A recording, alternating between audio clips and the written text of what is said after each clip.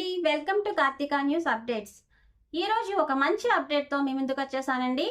ఆ అప్డేట్ ఏంటంటే పేదలకు ఇల్లు స్థలాలు కేటాయించే అప్డేట్ అన్నమాట. దాని గురించి ఒక సర్క్యులర్ విడుదల చేసింది ఏపీ ప్రభుత్వం. ఆ విషయాలు ఏంటో చూసే ముందు మన ఛానల్ని ఫస్ట్ టైం చూస్తున్నట్లయితే తప్పకుండా సబ్స్క్రైబ్ చేసుకోండి. అలాగే ఒక లైక్ చేయండి. మీరు చేసే లైక్ వల్ల ఈ ఇన్ఫర్మేషన్ ఇంకొంతమందికి రీచ్ అయ్యి అందరూ కూడా తెలుసుకుంటారు. ఇక లేట్ చేయకుండా మనం మ్యాటర్లోకి వెళ్ళిపోదాం.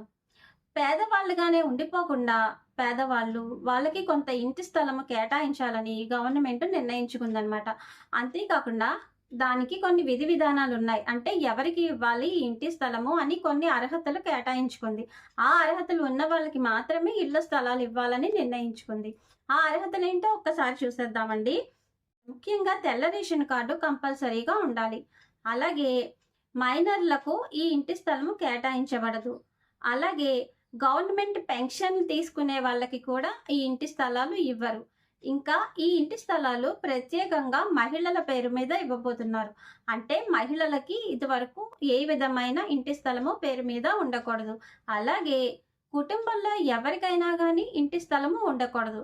ఇలా కొన్ని నిబంధనలు పెట్టుకున్నారన్నమాట. గ్రామీణ ప్రాంతాల్లో గరిష్టంగా 3 సెంట్ల భూమిని, పట్టణ ప్రాంతాల్లో గరిష్టంగా 2 సెంట్ల భూమిని ఇచ్చేందుకు కేటాయించుకుంది. కేటాయించిన స్థలంలో ఇంటిని నిర్మించేందుకు అవసరమైన ఆర్థిక సాయము రాష్ట్ర ప్రభుత్వం కేంద్రంతో కలిసి సమకూర్చుకుంటుంది. ఇంకా స్థలాన్ని కేటాయించిన తర్వాత 2 ఏళ్లలో ఇల్లు నిర్మించుకోవాలంటండి. అంటే మన స్థలం తీసేసుకున్న తర్వాత అలా ఎన్నేళ్ళైనా సరే అలా ఉంచేసుకోకూడదట. 2 సంవత్సరాలలో ఇల్లు నిర్మించేసుకోవాలి. వేరే వారికి కేటాయించడం నిషేధం. అంటే ఏంటంటే ఈ ఇంటి స్థలము మనం 2 సంవత్సరాల్లో నిర్మించుకోకపోగా పైగా వేరే వాళ్ళకి ఎవరికైనా అమ్మేయడం అలాంటివి చేయడం కూడా చెల్లదు అని చెప్తున్నారు. ఇంటి స్థలాలు మహిళల పేరున ఇవ్వబోతున్నారు కాబట్టి మహిళలకు ఇదివరకు ఏ విధమైన స్థలాలు ఉండకూడదని చెప్తున్నారు. ఇంకా కుటుంబ ఆదాయము గ్రామీణ ప్రాంతాల్లో 10,000 రూపాయల లోపు, ఇంకా పట్టణాల్లో 12,000 రూపాయల లోపు మాత్రమే ఉండాలి. కుటుంబంలో ఒక్కరికి మాత్రమే ఈ స్థలం లభిస్తుంది.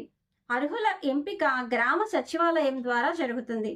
ఎంపికైన లబ్ధిదారుల జాబితా గ్రామంలో ప్రదర్శించబడుతుంది. ఎలాంటి అభ్యంతరాలైనా గ్రామ సచివాలయం ద్వారా పరిష్కరించాల్సి ఉంటుంది. ఇటీవల విడుదలైన మార్గదర్శకాల ప్రకారం లీగల్ ఇబ్బందులు లేని స్థలాలను మాత్రమే ఇవ్వాలని నిర్ణయించుకుంది. అయితే అవసరమైతే వాటి కోసం ప్రైవేట్ భూములను కూడా గవర్నమెంట్ కొనేసి ఇలా పంపిణీ చేయాలని నిర్ణయించుకుందన్నమాట. మున్సిపాలిటీలలో స్థలాల లభ్యత ఉంటేనే పంపిణీ జరుగుతుంది. ఇది పేదలకు నిస్సందేహంగా అండగా ఉండేదే అని నిర్ణయించుకుంది ఏపీ సర్కార్. ఇంకా వారి జీవితాల్లో స్థిరత్వం తీసుకురావాలన్నదే ఏపీ సర్కార్ యొక్క ముఖ్య ఉద్దేశం. ఇదండి మన ఏపీ సర్కార్ నుంచి మనకి వచ్చిన ఒక గుడ్ న్యూస్.